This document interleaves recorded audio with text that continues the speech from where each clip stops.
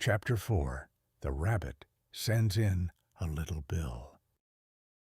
It was the White Rabbit, trotting slowly back again, and looking anxiously about as it went, as if it had lost something, and she heard it muttering to itself, "The Duchess? The Duchess! Oh, my dear paws! Oh, my fur and whiskers! She'll get me executed, as sure as ferrets are ferrets! Where can I have dropped them, I wonder?" Alice guessed in a moment that it was looking for the fan and the pair of white kid gloves, and she very good-naturedly began hunting about for them. But they were nowhere to be seen. Everything seemed to have changed since her swim in the pool, and the great hall with the glass table and the little door had vanished completely. Very soon the rabbit noticed Alice as she went hunting about, and called out to her in an angry tone, "Why, Mary Ann, what are you doing out here?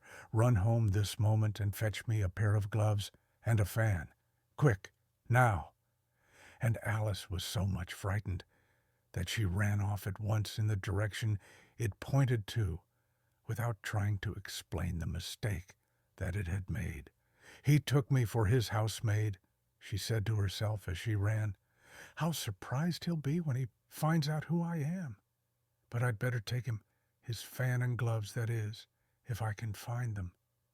As she said this, she came upon a neat little house, on the door of which was a bright brass plate with the name Bellew Rabbit engraved upon it. She went in without knocking, and hurried upstairs, in great fear lest she should meet the real Mary Ann, and be turned out of the house before she had found the fan and gloves. 6.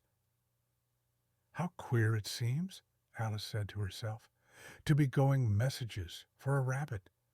I suppose Dinah'll be sending me on messages next." And she began fancying the sort of thing that would happen. "Miss Alice, come here directly and get ready for your walk." "Coming in a minute, nurse, but I've got to watch this mouse hole till Dinah comes back and see that the mouse doesn't get out. Only I don't think," Alice went on, "that they'd let Dinah stop in the house if it began ordering people about like that." By this time she had found her way into a tidy little room with a table in the window, and on it, as she had hoped, a fan and 2 or 3 pairs of tiny white kid gloves. She took up the fan and a pair of the gloves, and was just going to leave the room, when her eye fell upon a little bottle that stood near the looking-glass. There was no label this time with the words, "Drink me," but nevertheless she uncorked it and put it to her lips. "I know something interesting is sure to happen," she said to herself, "whenever I eat or drink anything, so I'll just see what this bottle does. I do hope it'll make me grow large again, for really I'm quite tired of being such a tiny little thing." It did so indeed, and much sooner than she had expected. Before she had drunk half the bottle, she found her head pressing against the ceiling and had to stoop to save her neck from being broken. She hastily put down the bottle, saying to herself, "That's quite enough. I hope I shan't grow any more. As it is, I can't get out at the door. I do wish I hadn't drunk quite so much." Alas, it was too late to wish that. She went on growing and growing, and very soon had to kneel down on the floor. In another minute there was not even room for this, and she tried the effect of lying down with one elbow against the door and the other arm curled round her head. Still, she went on growing, and as a last resource, she put one arm out of the window and one foot up the chimney, and said to herself, "Now I can do no more. Whatever happens, what will become of me?"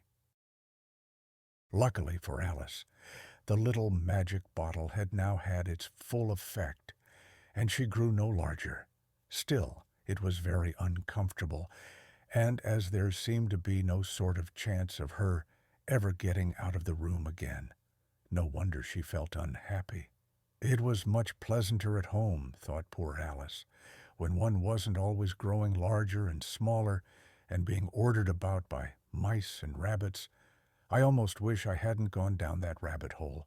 And yet it's rather curious, this sort of life. I do wonder what can have happened to me. When I used to read fairy tales, I fancied that kind of thing never happened. And now, here I am, in the middle of one. There ought to be a book written about me. That there ought. And when I grow up, I'll write one. But I'm grown up now, she added in a sorrowful tone. At least there's no room to grow up any more here. But then, thought Alice, shall I never get any older than I am now? That'll be comfort, one way, never to be an old woman, but then always to have lessons to learn. Oh, I shouldn't like that. Oh, you foolish Alice, she answered herself. How can you learn lessons in here? Why, there's hardly room for you, and no room at all for any lesson books. And so she went on, taking first one side and then the other, and making quite a conversation of it all together. But after a few minutes, she heard a voice outside and stopped to listen. "Mary Ann, Mary Ann," said the voice, "fetch me my gloves this moment." Then came a little pattering of feet on the stairs. Alice knew it was the rabbit coming to look for her, and she trembled till she shook the house, quite forgetting that she was now about 1,000 times as large as the rabbit, and had no reason to be afraid of it. Presently the rabbit came up to the door and tried to open it, but as the door opened inwards, and Alice's elbow was pressed hard against it, that attempt proved a failure. Alice heard it say to itself, "Then I'll go round and get in at the window." That you won't, thought Alice, and after waiting till she fancied she heard the rabbit just under the window, she suddenly spread out her hand and made a snatch in the air. She did not get hold of anything, but she heard a little shriek and a fall and a crash of broken glass, from which she concluded that it was just possible it had fallen into a cucumber frame, or something of the sort. Next came an angry voice, the rabbit's. "Pat, Pat, where are you?" And then a voice she had never heard before. "Sure, then I'm here, digging for apples, Your Honor." "Digging for apples, indeed," said the rabbit angrily. "Here, come and help me out of this." "Now tell me, Pat, what's that in the window?" "Sure, it's an arm, Your Honor." He pronounced it arum. "An arm, you goose. Who ever saw one that size? Why, it fills the whole window." "Sure it does, Your Honor, but it's an arm for all that." "Well, it's got no business there at any rate. Go and take it away." There was a long silence after this, and Alice could only hear whispers now and then, such as, "Sure, I don't like it, Your Honor, at all. Do as I tell you, you coward." And at last she spread out her hand again and made another snatch in the air. This time there were 2 little shrieks and more sounds of broken glass. "What number of cucumber frames there must be," thought Alice. "I wonder what they'll do next. As for pulling me out of the window, I only wish they could. I'm sure I don't want to stay in here any longer." She waited for some time without hearing anything more. At last came a rumbling of little cart wheels and the sound of a good many voices all talking together. She made out the words, Where's the other ladder? Why, I hadn't to bring but one. Bill's got the other. Bill, fetch it here, lad. Here, put 'em up at this corner. No, tie 'em together first. They don't reach half high enough yet. Oh, they'll do well enough. Don't be particular. Here, Bill, catch hold of this rope. Will the roof bear? Mind that loose slate. Oh, it's coming down. Head below. A loud crash. Now, who did that? It was Bill, I fancy. Who's to go down the chimney? Nay, I shan't. You do it. That I won't, then. Bill's got to go down. Here, Bill. The master says you've got to go down the chimney. Ah, oh, so Bill's got to come down the chimney, has he? Said Alice to herself. Why, they seem to put everything upon Bill. I wouldn't be in Bill's place for a good deal. This fireplace is narrow, to be sure, but I think I can kick a little. She drew her foot as far down the chimney as she could, and waited till she heard a little animal, she couldn't guess of what sort it was, scratching and scrambling about in the chimney close above her. Then, saying to herself, "This is Bill," she gave one sharp kick and waited to see what would happen next. The first thing she heard was a general chorus of, "There goes Bill." Then the rabbit's voice alone. "Catch him, you by the hedge." Then silence, and then another confusion of voices. "Hold up his head, Brandy, now. Don't choke him. How was it, old fellow? What happened to you? Tell us all about it." Last came a little feeble, squeaking voice. "That's Bill," thought Alice. "Well, I hardly know no more. Thank you. I'm better now, but I'm a deal too flustered to tell you all I know is. Something comes at me like a jack-in-the-box, and up I goes, like a skyrocket." "So you did, old fellow," said the others. "We must burn the house down," said the rabbit's voice, and Alice called out as loud as she could, "If you do, I'll set Dinah at you." There was a dead silence instantly, and Alice thought to herself, "I wonder what they will do next. If they had any sense, they'd take the roof off."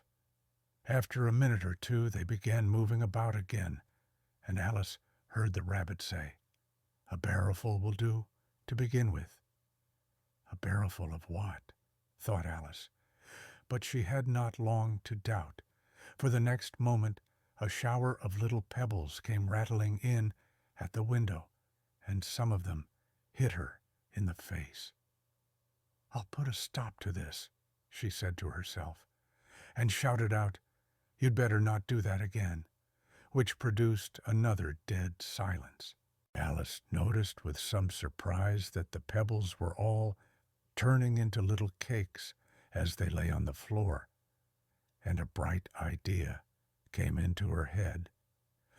"If I eat one of these cakes," she thought, "it's sure to make some change in my size, and as it can't possibly make me larger, it must make me smaller, I suppose." So she swallowed one of the cakes, and was delighted to find that she began shrinking directly.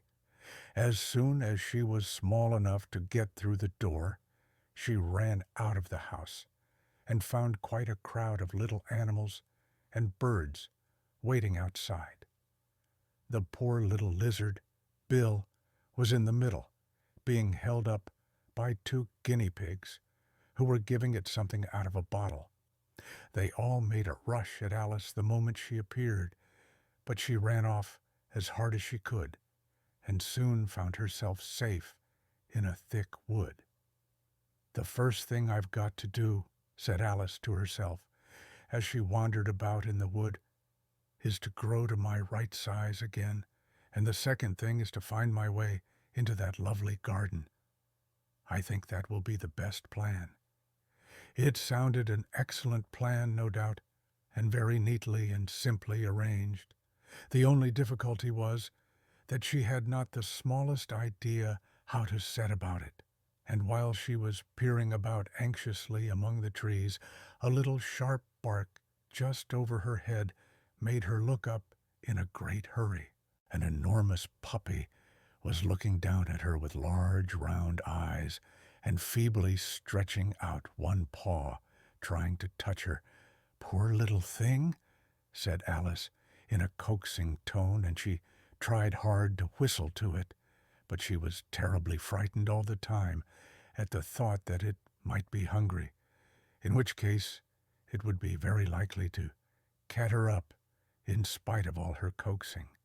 Hardly knowing what she did, she picked up a little bit of stick and held it out to the puppy, whereupon the puppy jumped into the air off all its feet at once with a yelp of delight and rushed at the stick and made believe to worry it. Then Alice dodged behind a great thistle to keep herself from being run over, and the moment she appeared on the other side, the puppy made another rush at the stick and tumbled head over heels in its hurry to get hold of it. Then Alice, thinking it was very like having a game of play with a cart horse, and expecting every moment to be trampled under its feet, ran round the thistle again. Then the puppy began a series of short charges at the stick, running a very little way forwards each time and a long way back, and barking hoarsely all the while, till at last it sat down a good way off, panting, with its tongue hanging out of its mouth and its great eyes half shut. This seemed to Alice a good opportunity for making her escape, so she set off at once and ran till she was quite tired and out of breath, and till the puppy's bark sounded quite faint in the distance. "And yet what a dear little puppy it was," said Alice, as she leant against a buttercup to rest herself and fanned herself with one of the leaves. "I should have liked teaching it tricks very much, if I'd only been the right size to do it. Oh dear, I'd nearly forgotten that I've got to grow up again. Let me see, how is it to be managed? I suppose I ought to eat or drink something or other, but the great question is, what?" The great question certainly was, what? Alice looked all round her at the flowers and the blades of grass, but she could not see anything that looked like the right thing to eat or drink under the circumstances. There was a large mushroom growing near her, about the same height as herself, and when she had looked under it, and on both sides of it, and behind it, it occurred to her that she might as well look and see what was on the top of it. She stretched herself up on tiptoe and peeped over the edge of the mushroom, and her eyes immediately met those of a large blue caterpillar that was sitting on the top with its arms folded, quietly smoking a long hookah, and taking not the smallest notice of her or of anything else.